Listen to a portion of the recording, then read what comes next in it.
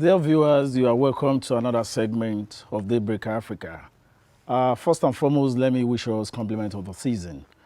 Today, of course, we are with a man of God, not just a man of God, the man that tells the truth, that advises how to go about things in Nigeria. Who am I talking about? I'm talking about Primary Doctor Ademitotin Onibode. He is the president of Unification of CNS Church in Ondo State. Baba, you are welcome, sir. Thank you very much. Of course. Good morning for us. Thank you, sir. We've been discussing political issues around the world, but this time around we want to discuss something that has to do with religion. We believe so much that our leaders, our preachers, our pastors, our prophets are in best position to assist in putting our nation in order. That is why we are able to bring him on board this morning. Baba, you are welcome once again. Thank you very much. Good morning, listeners. Thank you, sir. By and large, people believe so much in you that you talk, you hit the nail on the head. What gives you this inspiration? The ideal thing for those who are genuinely called, like Jesus said, when he was telling his disciples, how do you know, how do you identify, how do you distinguish? Then he now said, by their fruit, you know them. So what you chunk out, what you produce, what you make out of your calling will be the very powerful determinants. So a genuinely called person should be able to speak truth to power. That is the essence of the calling. So we did not create the word.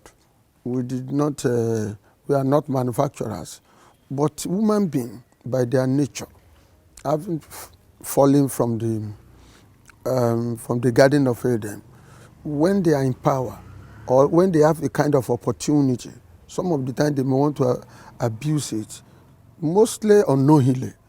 Some of the time it is people, sycophant that pushes people to do the unwholesome. So there have been people who have been set apart to tell them the truth, to make them toe the path of honor, to let them know that there is nothing like Mr. Forever. And with that, it is our responsibility, it's our primary assignment, it's the main reason for the calling, telling the people the truth and saying the truth to power. Thank you so much, Baba.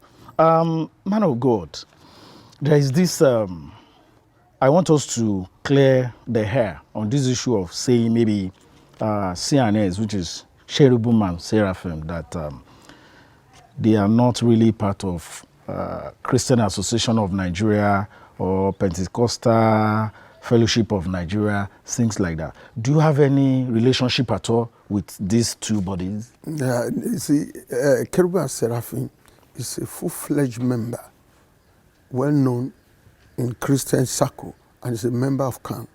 You see, in KAN we have 5 blocks. Okay.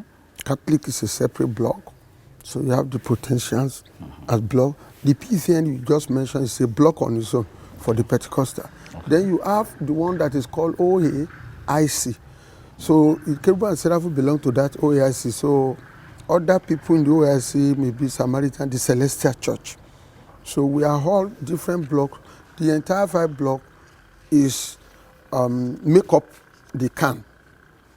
So, but the truth of the matter is the Cherubim and Seraphim is the first Pentecostal church in the whole of Africa. Okay. So they identify with us, we identify with them. So as I speak, for example now, the chairman of KAN in Akure South now is a Cherubim and Seraphim man. Yes, right now.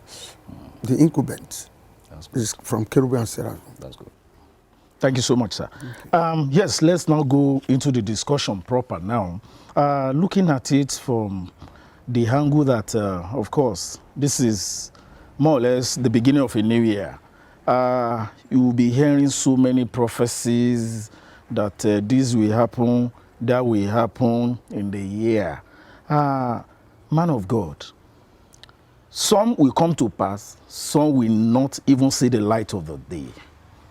And it has always been a recurring thing, often and often, year in, year out. Same people, different prophets, different pastors giving prophecies. Some will say it's vision. Some will say it's, they call it all sorts of names. Now, of course, yes, this, like I said, more or less a new year now. So, the issue of prophecies, what will you say to it? Some give prophecies that are negative. They will say God said so. Some will give positive. They will say God said so. Does it mean that the negative angle of it, God doesn't like us or what? Most especially in Africa. Yeah, thank you very much. You see, the issue of seeing vision come with a lot of things. Chiefly, it may be a prediction. A vision may be a prediction. So some people will now come with a prediction. Some of the time, having poor knowledge of the message. You see, message can be proverbially given to someone. But if it's not tutored very well in the interpretation, to be able to dream or be able to feel vision does not qualify you to be able to interpret it. That is where we are having conflicting messages. And that is why at a given time, one person will be vying for a position, maybe a position of a governor or of head of state. One prophet will say it's going to be Mr. A, another will say it's Mr. B, and that look ridiculous. There is not supposed to be contradiction in the word of God. So, but because some people are not genuinely tutored in the interpretation, they go ahead and interpret the message on their own. So, Pharaoh knows how to dream very well, but he does not know how to interpret it. So those are the lapses. Another of the things like that is bringing about conflicting messages is that prediction is not the real vision. You see, something, when you even look at the word, when you predict something, it may never come to pass the way it is predicted. So some people are doing predictions. In fact, some are doing permutations. Understanding the environment, imagining what has happened, listening to radio, the support of this or that. Then some people too, they are guessing. Guessing in the sense that going through the history, Mr. So-so-so supported somebody, he became so-so-so. He supported another, then they think people will always need his support, and so that is permutation. All those things are wrong. It must not be allowed to go into public space, what you are not sure of, or don't put the name of God into it. You can say that, well, from my opinion or from experience, that is your own experience. That is human calculation and human permutation. Well, that is prone to error. But using the name of God vis-a-vis that is the damage they are doing to the body of Christ in that area. So another one is direct message, which is a message of, you see, it will come with a kind of accuracy that even when you turn things around, when you move things backward, forward, it will still come to pass. So those are the ones that are genuine. And it belongs to those who are called. These are not the kind of thing you can acquire in Bible school. It is just by calling. When you are separated for that, it's a gift from above. So all of those who have that gift will be able to make that not a prediction now, to say it as it is. Because once you are gifted in the area of seeing the accurate vision, you in fact will be able to mention names, if possible time or period, or you can give an indirect description in order not to heat up the situation. You can give a proverbial description of how it will come to pass. Then when it is now happening, people will now remember how you proverbially presented the matter. So that is what is supposed to be. So maybe some people need to be tutored on how to really interpret their dream and how to present it to the public. Okay.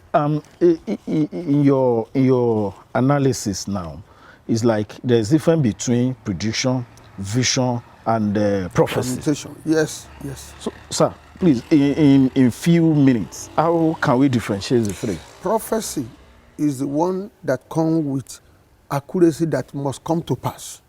That is prophecy. That is prophecy. It will come to pass. Okay. But if it is prediction or permutation, it may not come to pass. It doesn't mean that person has not seen it, because they are a part of all the others. If you pray, you can avert them. Okay. If you pray, they are avertible. Okay. Maybe the wrath of God is coming, and he says, unless you do this, unless you do that, and having done that, that thing may not come to pass. That does not make a prophet a liar. Okay. But when they come to the prophecy, there is nothing that will change it. So those are the differences. Okay. Okay. Thank you so much, sir. Based on this, recently, the government of Ghana, they placed embargo and they banned that they will not want to hear unnecessary prophecies again in their country. And meaning that they must have been hearing of both negative and positive prophecies.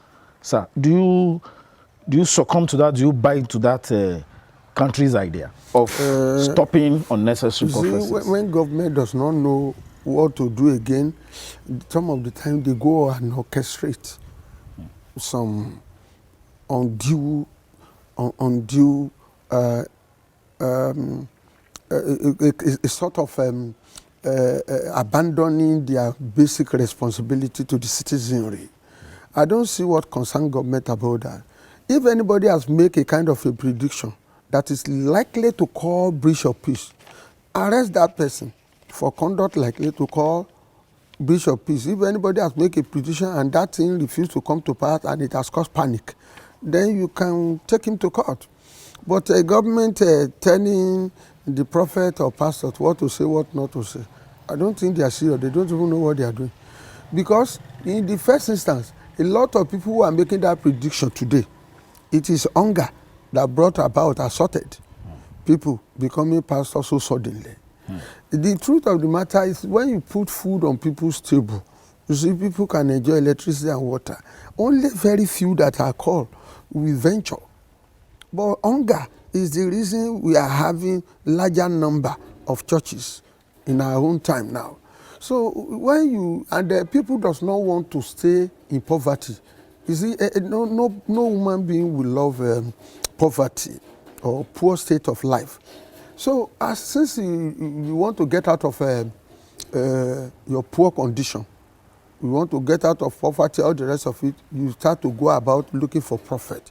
And that is how people go to fake prophet. And that is why fake prophets are making waves here in Africa more than in any other place of the world. When things are in order and the people can plan their life, you can plan your life. Even when you enter into your own university, the date of your convocation is even in your brochure in some other same nations. Why do you need to go about looking for a prophet? Where do I graduate? What is all this? Man of God, you are trying to say that government is the major cause of it's the major cause of the fake prophecies. It's the major cause. Government is the major cause. Really? Yes, that is just the truth of the matter. The poverty is too much, it's so prevalent. You see a lot of people who are doing well, who knew decency, but when they are sacked or they are sent home, maybe he has one or two suits, and maybe he was a banker. He's going to fit in perfectly as a motivational speaker, and he become a pastor. And that is what we're experiencing. He does not see anything, and he knows next to nothing. So some of the time, we gather some people together, and we start to make permutations and predictions. And that is why we are experiencing all these things we are experiencing. Footballer converting himself to a prophet, and they're making a kind of fake. Even prediction. A policeman. So all these things, they are avertible, but not necessarily by just creating law or bullying people of God.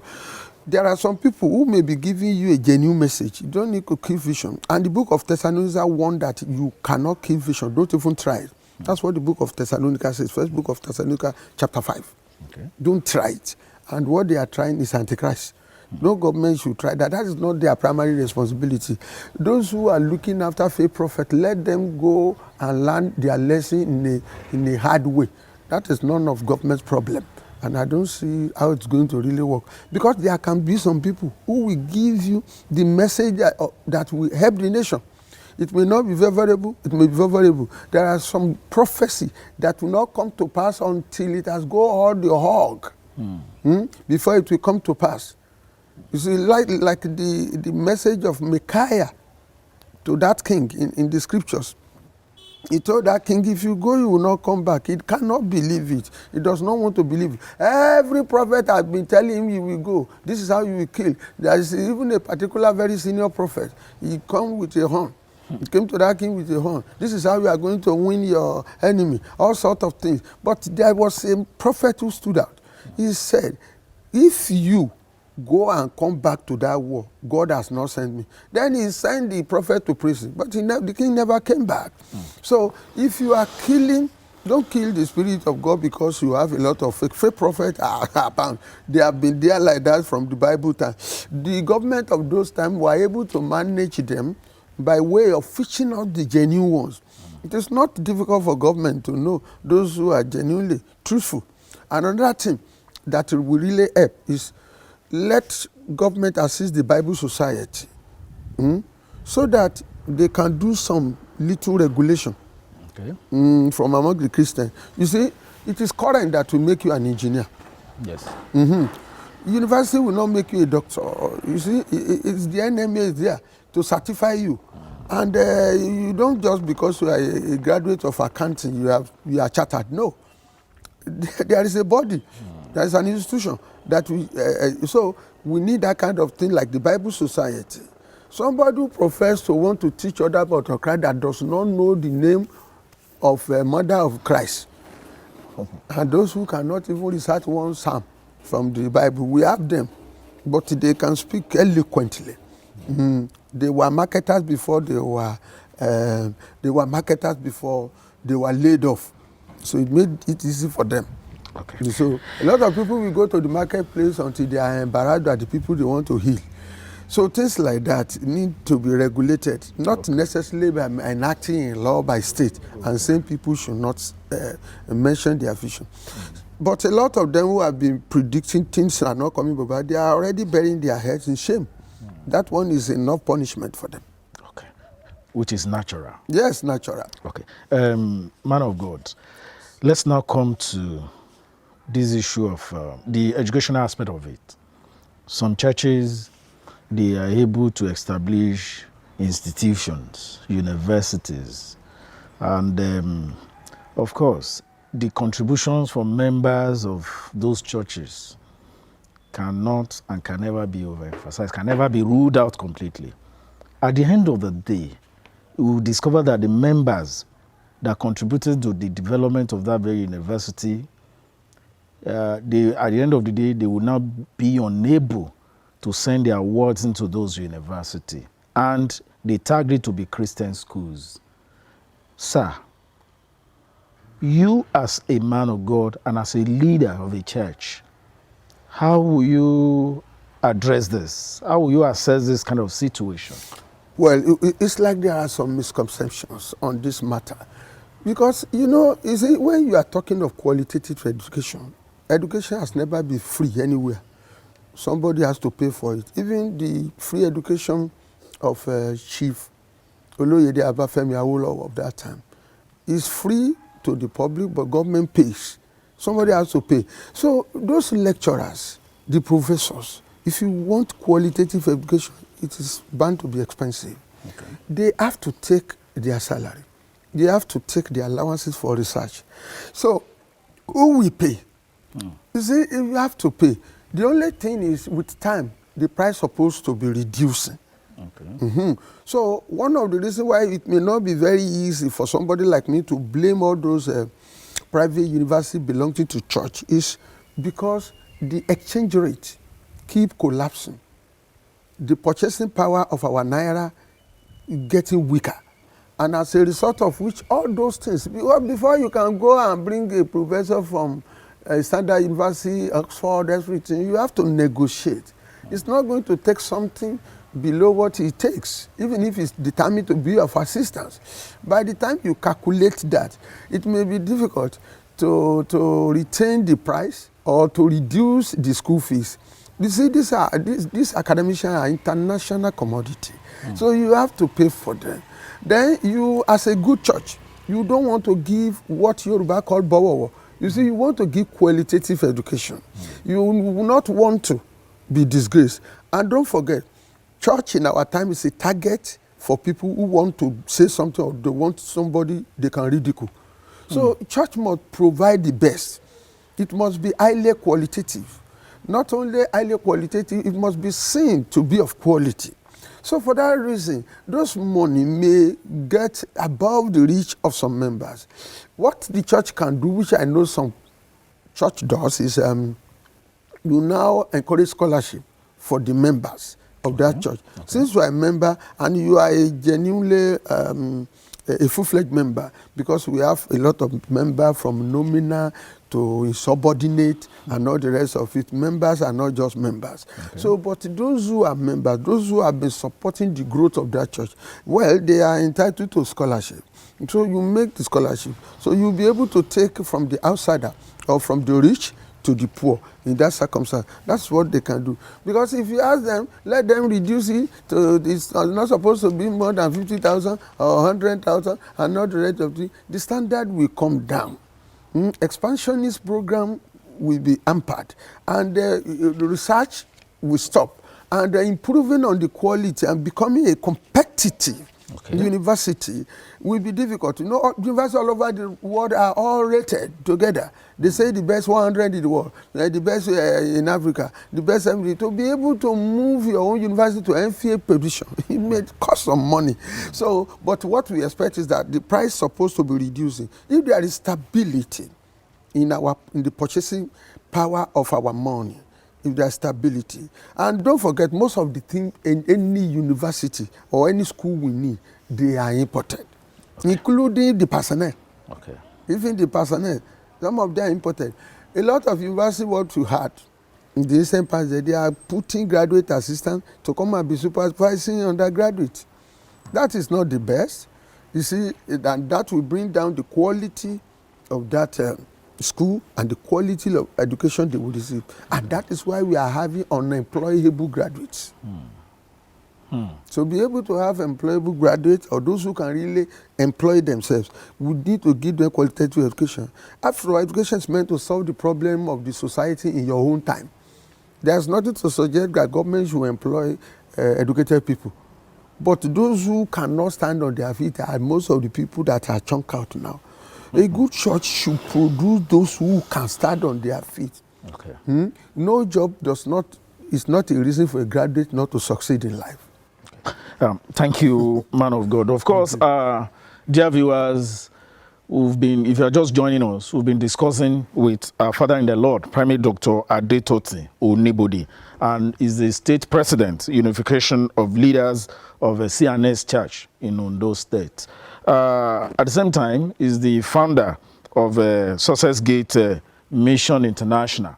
Baba, because of our time, you as a father to all, what would be your advice to our political leaders who find it very difficult to alleviate the sovereignty of the people, at least to a certain extent, in making sure that we live in a better and a fair society?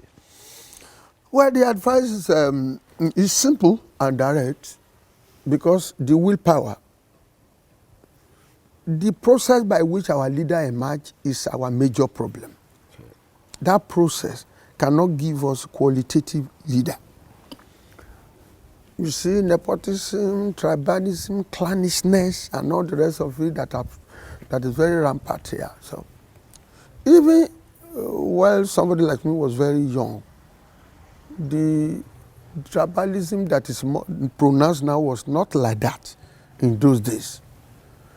People like Azikiwe were winning an election in Lagos. But things have still changed.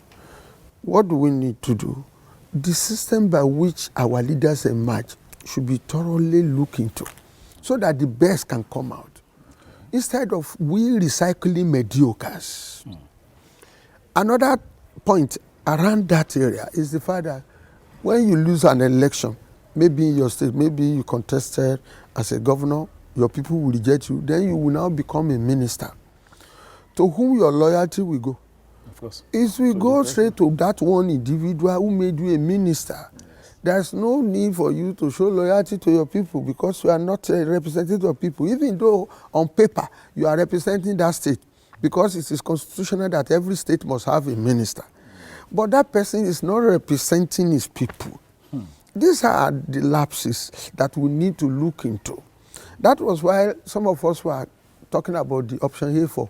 If you are not a good person in your village, why are you going to become a governor, imposing people on people? You will see some people who don't have a number plate of their town.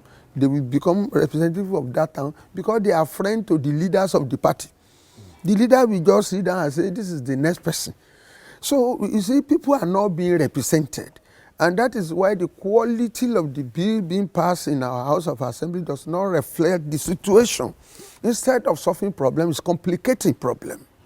So, because they are put there, not because they are representing their people. In paper, they say they are representative of their people, but they are not known at home. So, even their consultative project is just to buy chewing gum and the chalk and the sewing machine. It's not that they are solving people's problem, complicating their people's problem. So the system by which these leaders emerge, if it is addressed, you will see responsible people, those who have the love for people at their heart, even genuine men of God who are ready to lay down their life, they will come out, they will emerge. And that is why you have to be super rich to be able to contest election. And by the time you investigate the money spent, you have to get the money inside that politics. And that is why it is difficult to fight corruption. Because the system itself is the corruption. So look at the effort of the president, for example, is fighting corruption. Obviously, it's not winning. But there is no way. What he's supposed to fight is the system. The system is the corruption. The system is laced with corruption, bobby trap for everything. So, and that is why somebody who does not even perform well, by the time he's able to give the money to certain people, certain leader, then he will emerge again. The case is as the case closed. Yes. And those who meant well will never get there. Sorry, man of God. Of course, it's very good having you on board, and we know that you will continue to analyze and keep analyzing. Of course, yes. Dear viewers, we so much love to continue, but because of our time and of course, our Father in the Lord is also ready to keep telling us good things about what Nigeria is all about. So here we shall be drawing the curtain of today's program, Daybreak Africa. We believe that, Baba, when next we call on you, you will definitely answer our call. I can assure you. Oh, thanks so much, sir. So here we shall be drawing the curtain for today's program of Daybreak Africa. From our hand here, we believe that Nigeria will be better by the special grace of God Almighty. I'm Temitope Adedeji saying bye for now.